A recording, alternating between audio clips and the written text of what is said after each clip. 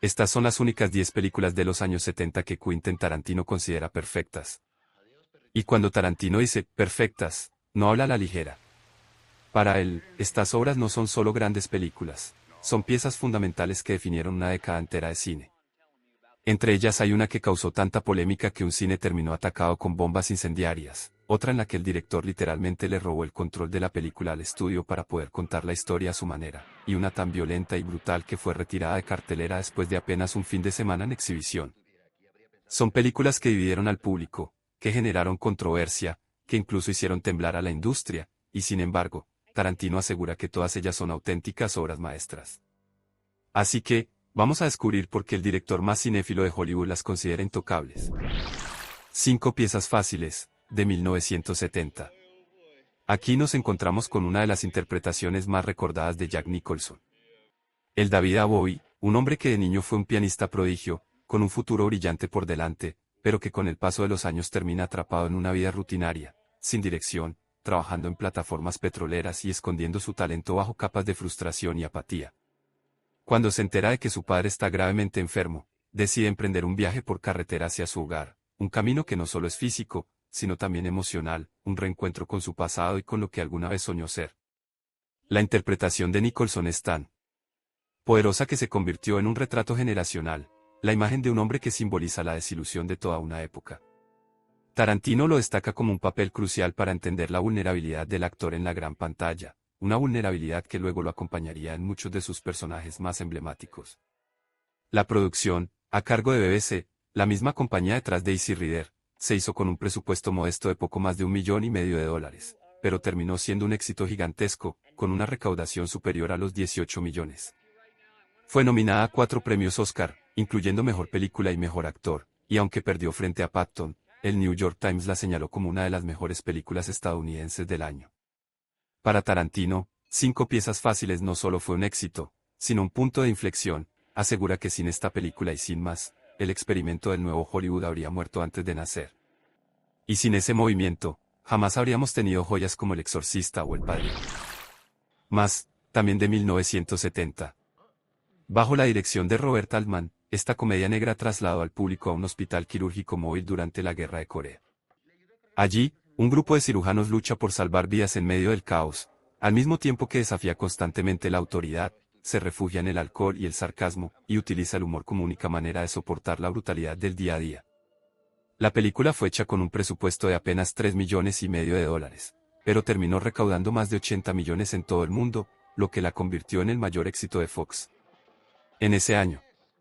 Además, se llevó la Palma de Oro en el Festival de Cannes y el Oscar a Mejor Guión Adaptado. Lo curioso es que el guionista original, Rin Lardner Jr., renegó del resultado final, al punto de llegar a desautorizar la película, incluso después de haber subido al escenario a recibir el premio de la Academia. El ejército estadounidense reaccionó con furia, rechazó la cinta y prohibió que se proyectara en cualquier base militar porque consideraban que ridiculiza la institución y exponía una imagen demasiado cruda de la guerra. Pero para Tarantino, esa es precisamente la genialidad de Más. Aunque la historia está ambientada en Corea, él asegura que fue la primera película que retrató con honestidad la locura de Vietnam. La describe como una comedia bélica sin precedentes, absurda, grotesca, bañada en sangre, pero con una humanidad palpable. Una película que usó la risa como un espejo para mostrar la trituradora de carne en la que se había convertido la guerra moderna. Un hombre llamado Caballo, 1970. Richard Harris interpreta a John Morgan, un aristócrata inglés que, en 1825, es capturado y esclavizado por guerreros Sioux en las inhóspitas llanuras de Dakota. Lo que comienza como un relato de humillación y sometimiento donde literalmente lo arrastran desnudo y lo tratan peor que a un animal termina convirtiéndose en una historia de transformación. Morgan, a base de sufrimiento, aprende a sobrevivir en un mundo completamente ajeno al suyo.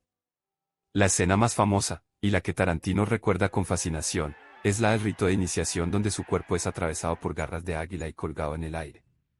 Para la época, aquella secuencia fue tan gráfica y perturbadora que dejó al público atónito. Pero el impacto vino acompañado de polémica. El filme inventó costumbres y rituales que no existían en la tradición Sioux, lo que provocó la furia de líderes indígenas y organizaciones como el Movimiento Indioamericano. Acusaban a la cinta de apropiación cultural y de retratar a los nativos con clichés coloniales. Hubo protestas en cines, bloqueos, amenazas de bomba y una campaña abierta contra el filme. La paradoja es que ese mismo escándalo fue lo que terminó atrayendo más curiosidad del público. La película recaudó más de $6 millones en 1970, un éxito considerable que dio pie a 2 secuelas. Para Tarantino, más allá de los errores culturales, lo que destaca es la crudeza física de la puesta en escena, un cine que no tenía miedo de incomodar. Dark Star, 1974. Se trata de una de las primeras obras de John Carpenter, mucho antes de que revolucionara el cine de terror con Halloween. Dark Star nació como un proyecto universitario, un cortometraje hecho con nada de dinero, que Carpenter y su equipo fueron expandiendo hasta convertirlo en un largometraje de ciencia ficción satírico. La historia sigue a una tripulación espacial encargada de destruir planetas inestables, una misión que debería sonar épica, pero que aquí se convierte en un desfile de absurdos. Hay discusiones filosóficas con una bomba inteligente que se cuestiona el sentido de su existencia, peleas contra un extraterrestre que parece un balón de playa inflable, y astronautas que no son héroes, sino tipos desaliñados atrapados en la rutina. Carpenter confesó que quería hacer lo opuesto a 2001, Odisea del espacio. Odiaba lo que consideraba la solemnidad pretenciosa de la película de Kubrick. Su idea era mostrar astronautas reales, tipos que se aburren, que se ensucian, que incluso tienen problemas tan banales como lavar su ropa interior en el espacio. Una visión cómica y contracultural de la ciencia ficción. Tarantino la describe como una obra maestra del cine hippie, un clásico anti-establishment olvidado por el gran público. Para él, Dark Star es prueba de que incluso con recursos mínimos se puede crear cine fresco, irreverente y completamente fuera del molde. Switchblade Sisters, 1975. Aquí entramos en el terreno de la explotación, con una de las películas más queridas de Tarantino dentro del género. Dirigida por Jack Hill, creador de cintas de culto como Coffee y Foxy Brown, Switchblade Sisters cuenta la historia de las Jezebels, una pandilla de chicas adolescentes que viven al margen de la ley. La llegada de una nueva integrante cambia el equilibrio del grupo y desencadena una espiral de traiciones, luchas de poder y violencia. Es un cóctel explosivo de feminismo punk, exceso y melodrama.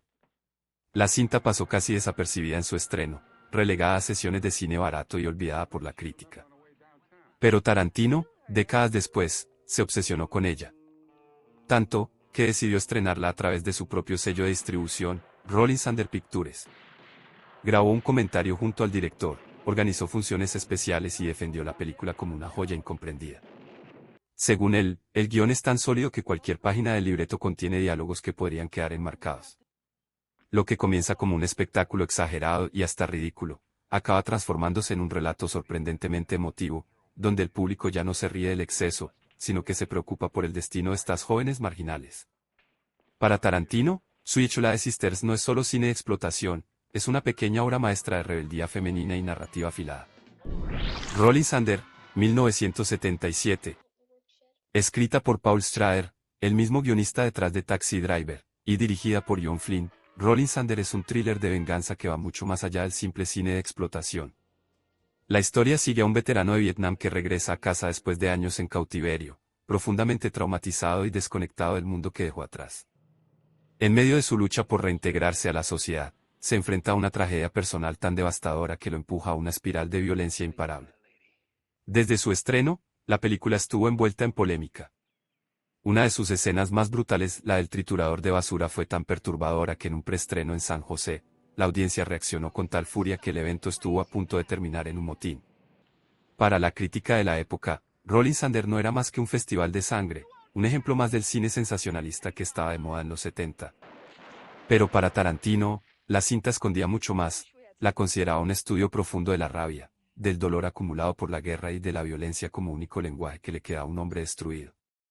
Su admiración fue tan grande que años después bautizó su propia compañía distribuidora como Rolling Thunder Pictures, en homenaje directo a la película. En su libro Cinema Spezialaction, Tarantino no se guarda elogios y la describe como el mejor filme fascista de venganza jamás hecho. La amaba tanto que llegó a perseguirla por todos los cines de Los Ángeles. Cada vez que se proyectaba, él estaba ahí, sentado, dispuesto a verla una y otra vez. Para Tarantino, Rolling Thunder es más que una película, es una obsesión personal, un ejemplo perfecto de cómo el cine puede ser brutal, incómodo y al mismo tiempo profundamente honesto. Sorcerer, 1977. La premisa parece sencilla: 4 hombres desesperados, sin nada que perder, deben transportar camiones cargados con dinamita inestable a través de una selva hostil. Pero lo que William Friedkin construyó con Sorcerer fue una de las películas más tensas y angustiosas de la década. Cada minuto es un ejercicio de suspenso insoportable, donde la vida de los personajes pende literalmente de un hilo o de un puente tambaleante. El rodaje fue una verdadera odisea. Duró casi 2 años, se filmó en 5 países diferentes y puso al límite a todo el equipo. Más de 50 personas terminaron hospitalizadas por enfermedades tropicales, infecciones y accidentes. El propio Friedkin perdió 20 kilos y contrajo malaria. La producción fue tan dura que el director llegó a decir después que había sido la experiencia más infernal de su carrera. Y sin embargo, todo ese sacrificio pareció inútil. El estreno coincidió con la llegada de Star Wars, apenas un mes antes, y el público se volcó hacia la galaxia de George Lucas, ignorando a la oscura y sofocante Sorcerer. Necesitaba recaudar $45 millones para recuperar gastos, pero apenas alcanzó 9. Los propios editores llegaron a decir, Star Wars hizo que nuestra película pareciera una pieza amateur. Pero con el tiempo, Sorcerer fue reivindicada. Francis Ford Coppola la llamó un clásico olvidado y Tarantino la elevó a la categoría de obra maestra. Para él, la secuencia del puente colgante bajo la tormenta no es solo una de las escenas de mayor suspenso jamás filmadas, sino una lección de cine en estado puro, tensión, edición y puesta en escena llevadas a la perfección. Lo que en su día fue visto como un fracaso, hoy se reconoce como una de las joyas más valientes de los 70. Profondo Rosso, o Rojo Profundo, 1975. Del maestro italiano Dario Argento llega esta obra maestra del giallo, ese subgénero del terror europeo caracterizado por la estilización extrema, los colores saturados y la violencia hipnótica. La historia sigue a un pianista de jazz que presencia un asesinato y se obsesiona con descubrir al culpable, pero esa obsesión lo arrastra a un laberinto de sangre, pesadillas surrealistas y horrores indescriptibles. El problema fue su llegada a Estados Unidos. La distribuidora mutiló la película, reduciendo su duración original de 126 minutos a apenas 105. Se eliminaron escenas clave de desarrollo de personajes, se recortan muertes memorables y el resultado fue una versión diluida que no conectó con el público. El filme fracasó en taquilla y quedó relegado al nicho de fanáticos del terror más extremo. Pero entre esos fanáticos había cineastas que comprendieron su grandeza. John Carpenter reconoció en ella una influencia decisiva, y Guillermo del Toro la señaló como una de las películas que definieron su amor por el género. Tarantino, por su parte, quedó fascinado por su audacia, habló de sus muertes horrendas, de su sadismo extremo y del impacto de una banda sonora ensordecedora que parecía latir junto con la violencia en pantalla. Para él, Profondo Rosso no solo es un filme de terror, es una experiencia sensorial completa, un viaje al corazón del miedo estilizado como solo Argento sabía hacerlo. The Bad News Bears, 1976. A primera vista, parece una simple comedia deportiva, pero The Bad News Bears fue mucho más que eso, una radiografía ácida de la sociedad estadounidense disfrazada de película familiar. La historia sigue a un exjugador de béisbol alcohólico, interpretado magistralmente por Walter Matthau, que acepta entrenar a un equipo de niños inadaptados. Lo que comienza como una farsa llena de derrotas humillantes y caos absoluto, poco a poco se convierte en una historia entrañable sobre la redención, la rebeldía y el valor de quienes nunca encajan en el molde. El guión fue escrito por Bill Lancaster, hijo del legendario Burt Lancaster, quien se inspiró en el temperamento hosco de su propio padre para dar vida al entrenador, un hombre amargado pero con un corazón oculto. La película arrasó en taquilla, recaudando más de $40 millones, y se convirtió en uno de los mayores éxitos de Paramount en la década.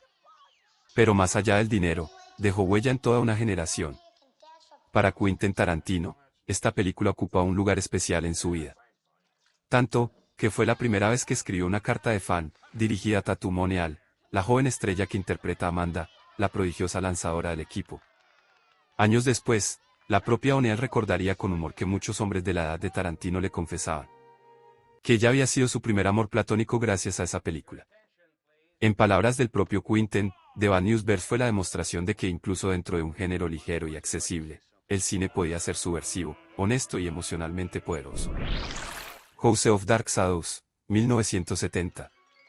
En pleno auge del terror gótico, llegó House of Dark Shadows, la versión cinematográfica de la popular telenovela del mismo nombre que había conquistado la televisión estadounidense. Jonathan Frid retomó su papel de Barnabas Collins, pero lo que sorprendió al público fue el cambio radical de tono. Mientras que en la serie el vampiro era un personaje complejo, romántico y trágico, en la película se transformó en un monstruo despiadado, sediento de sangre y sin remordimientos. Ese giro violento desconcertó a muchos fanáticos. Algunos críticos aplaudieron el atrevimiento y el aire oscuro con el que la cinta abrazaba la estética gótica, mientras que otros la desestimaron como televisión pintada de rojo, una versión barata y exagerada de lo que había funcionado en la pantalla chica. Incluso Jonathan Frid llegó a expresar su arrepentimiento, convencido de que esa visión tan sangrienta traicionaba el espíritu de la serie original. Y sin embargo, la película funcionó en taquilla. Recaudó lo suficiente para generar una secuela, demostrando que la fórmula tenía tirón. Para Tarantino, House of Dark Shadows es el ejemplo perfecto de esa valentía que definió a los 70, películas imperfectas, sí, pero atrevidas, arriesgadas y diferentes. Obras que no buscaban complacer a todos, sino dejar una marca, aunque fuera incómoda o polémica. Y ahí están, las 10 películas perfectas según Quentin Tarantino. Historias violentas, polémicas, olvidadas o directamente perversas, pero todas unidas por algo en común, representan un cine libre, sin concesiones, dispuesto a romper cualquier regla para contar algo único. En la mirada de Tarantino, estas no son solo películas, son auténticos monumentos del séptimo arte. Cada una de ellas, desde 5 piezas fáciles hasta House of Dark Shadows, refleja el espíritu de una época irrepetible en la que Hollywood se atrevió a experimentar, a incomodar y a sorprender. Para muchos, son rarezas. Para otros, clásicos escondidos. Pero para Tarantino, son obras maestras absolutas, piezas que lo inspiraron, lo marcaron y lo llevaron a convertirse en el director que conocemos hoy. En última instancia, estas 10 cintas no solo hablan del cine de los 70.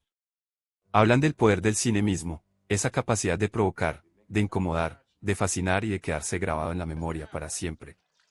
Y en palabras no dichas, pero implícitas de Tarantino, cuando una película logra eso, no necesita nada más para ser perfecta.